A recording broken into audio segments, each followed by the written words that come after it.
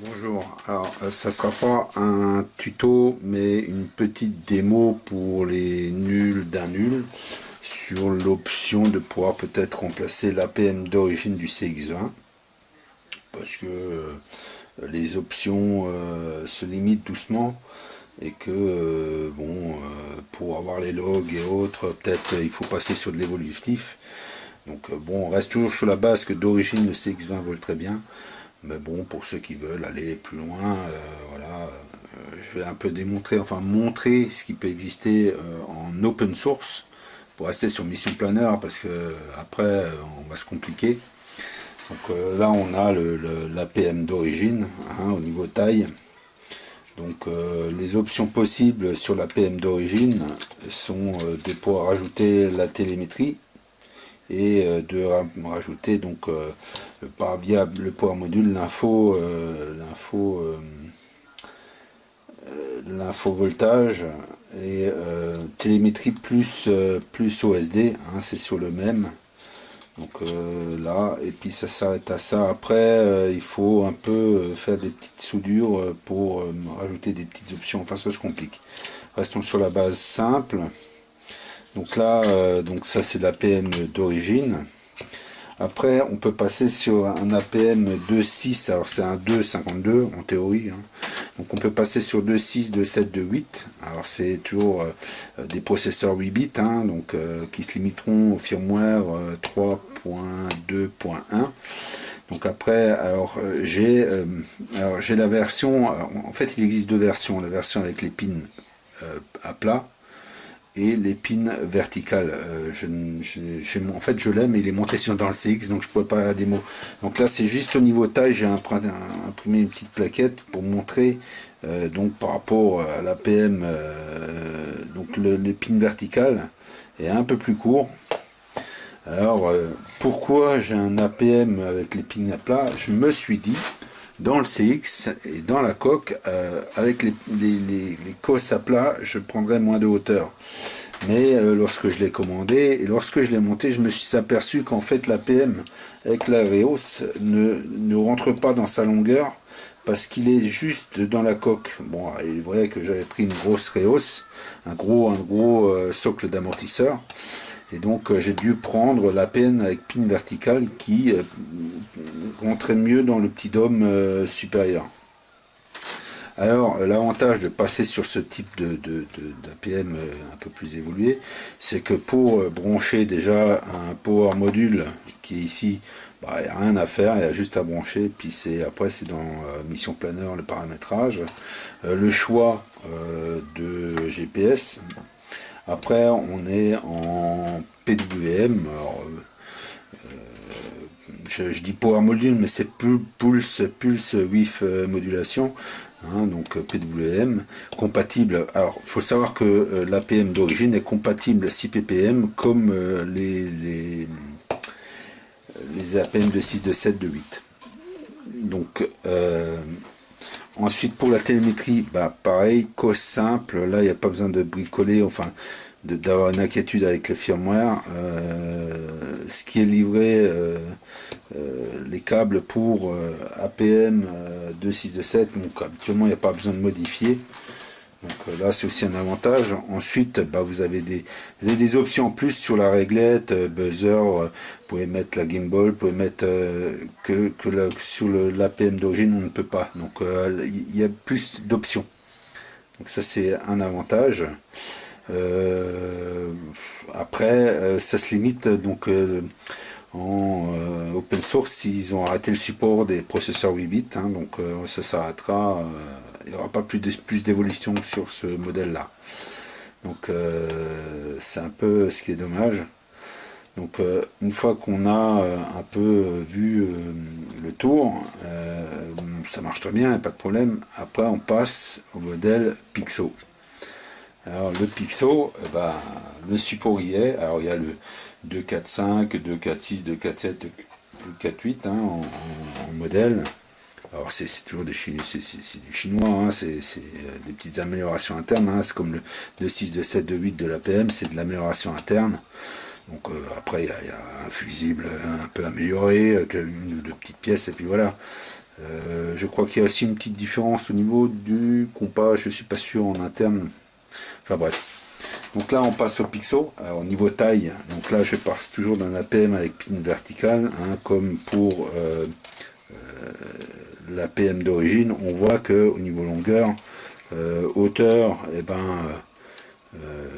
voilà. Là c'est pareil, hein, la hauteur c'est pour spécifier, hein, c'est pour un visuel. Hein. C'est pour ça qu'un peu je fais la vidéo, c'est pour avoir le visuel de dire jusqu'à quelle taille on peut monter. Donc le pixel est un peu plus grand que l'APM de base avec les pins verticales. Donc sur la powerboard, c'est un peu limite, hein, je le dis. Hein, c'est voilà. Donc le pixel. Alors, avantage, eh ben bon, après, c'est un processeur 32 bits, hein, donc évolution de l'open source dessus. Alors, séparation comparé à la PM 2627, c'est qu'on est obligé de brancher l'OSD et la télémétrie sur le même connecteur. Sachant que l'OSD ne pourra pas, si on met de la télémétrie, ne pourra pas répondre sur l'APM. Le Pixel, lui, on branche la télémétrie sur une première broche, première prise, et on peut mettre l'OSD sur la deuxième prise qui peut avoir une gestion. Donc après, par contre, c'est propriétaire, enfin, chaque connecteur a son sens, que sur l'APM, on avait des choix de modulation, voilà. Donc après, je ne connais pas tous les connecteurs à tous les sens, donc le power module, c'est le même, il n'y a pas à changer. Petite différence au niveau du GPS entre l'APM, et donc il faut faire attention quand on commande. Si il est précisé pour Pixel, c'est qu'on vous donne le détail que le connecteur, ça sera un 6 broches, etc. Comme pour la télémétrie, c'est là pareil, c'est pas la même chose que pour l'APM. Donc au niveau des commandes, lorsqu'on commande du matériel, non. Avantage Pixel, depuis la dernière version, on peut rajouter un deuxième GPS, mais pas un deuxième compas. On peut, j'ai testé, hein, on a bien dans Mission Planner l'info du deuxième GPS, le nombre de GPS qui capte, etc. Maintenant, je ne sais pas si il fait une corrélation ou si c'est un GPS de secours, ou etc. Donc ensuite au niveau des connecteurs, donc il n'y a plus de PWM sur le Pixel, c'est du S-Bus, je crois aussi 6 ppm, mais je dis peut-être une bêtise, donc S-Bus sûr. Donc soit il faut prendre un pont PWM 6 ppm, soit avoir la RC en S-Bus, voilà. De là, l'avantage autre, c'est le fait d'avoir une carte SD pour enregistrer les datalogs, que sur même la PM 262728, il n'y a toujours pas c'est toujours sur la mémoire interne. Donc voilà. Alors sur le coup, j'ai un peu nettoyé, enlevé tous les suppléments OSD, télémétrie, batterie, pour qu'on voie un peu plus clairement. Donc là, j'ai déjà fait un peu le tour pour les tailles. On va se baser sur, c'est un peu con, hein, mais sur celui-là. Donc on voit bien la distance, voilà. Donc ça c'est le même, mais donc je précise que ça c'était, hein, je le rappelle, pour les pins verticales. Et donc là on a bien l'origine, donc on voit déjà que on commence à prendre de la place. Donc après si on met la version plate ou le Pixel, on voit qu'on mange déjà un bon tiers en plus, hein. Donc là il faut être bien clair. Là c'était pour bien démontrer. Et donc là je pars, en fait j'ai trouvé... 3DR a sorti, sort un peu des modules un peu séparés, et je me suis procuré donc le PixFalcon, qui est en fait donc une copie du Pixel, seulement un peu allégé, hein. Donc sur le principe, c'est les mêmes puces, la même mémoire, le même compas, sauf que dessus, bah, ils ont simplifié, au lieu d'avoir deux télémétries, deux options GPS, etc., etc. Ils ont mis des mini-cos, et puis nous n'avons plus donc sur le Pix Falcon l'option auxiliaire out. Hein, ça se simplifie aux simples commandes moteur. Alors, sachant que au niveau place, hein, comme je l'ai dit, ça prend beaucoup, et sur la powerboard c'est un peu limite. En commandant ça, eh ben, je me suis dit, je vais rester dans l'open source avec l'évolution, et puis je suis un peu dans le même principe que mon APM. Au niveau taille en plus, on le voit, si on se met, il est plus petit. Au niveau épaisseur, c'est deux fois sa taille, enfin il fait la moitié de l'épaisseur, donc là on est vachement gagnant. Donc pour ce qui est des connecteurs, bon là il y a du bricolage à faire. Donc là on voit la cosse ne pourra jamais rentrer dans un power module. Donc il va falloir faire un peu de l'adaptation, couper, souder ou remplacer la cosse. Donc là on a une alimentation power module, on a une sortie télémétrie, mais je pense que c'est comme la PM un peu le fonctionnement, c'est-à-dire en faisant un Y, on pourra avoir de l'OSD même s'il ne communique pas, c'est un retour pour l'OSD.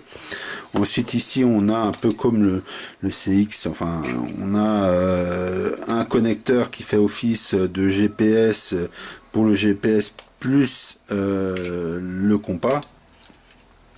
On a encore un connecteur I2C, on a le fameux switch de Secure du Pixo, le branchement USB.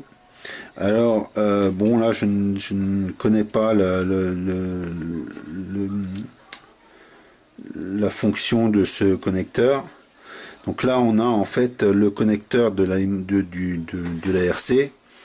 Donc en principe, alors là je me corrige par rapport à avant, hein, donc le Pixo et le Pix Falcon ont un connecteur qui est S-Bus et normalement PPM, enfin 6 ppm. Donc soit on garde la télécommande du CX20 d'origine et on met un module qui transforme le PWM en 6 ppm. Soit on a la télécommande qui va pour et qui on vient direct dessus, donc là voilà, et après on a le connecteur pour les sorties de moteur. Donc de là on a toujours la carte mémoire comme pour le Pixo, avec un petit switch qui est la copie de celui-là.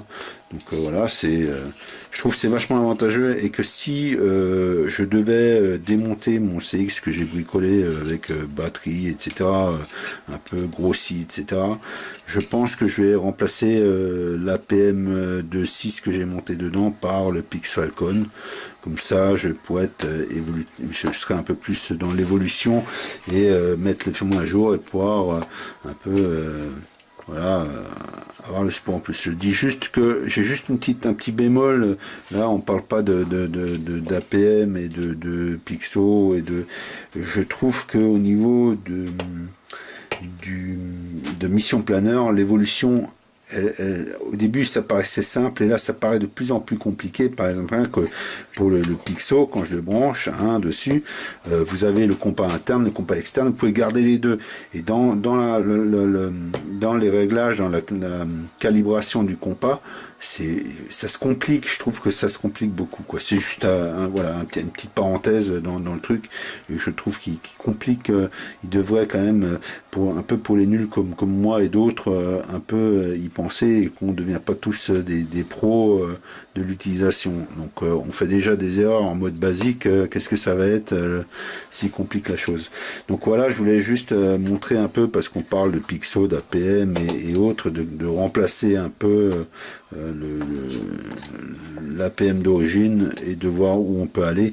Après, si on passe sur du NAS32, CC3D, etc., donc là il faudra voir les branchements moteurs, etc. Il y a quelques différences. Enfin, je préférerais, puisqu'on travaille avec l'APM d'origine sur Mission Planner, je suis resté sur la base Mission Planner et utilisation. Donc voilà. Donc j'espère que ça a donné des idées ou montrer les visuels des épaisseurs, des largeurs, des hauteurs, de pouvoir voir qu'est-ce que on peut monter.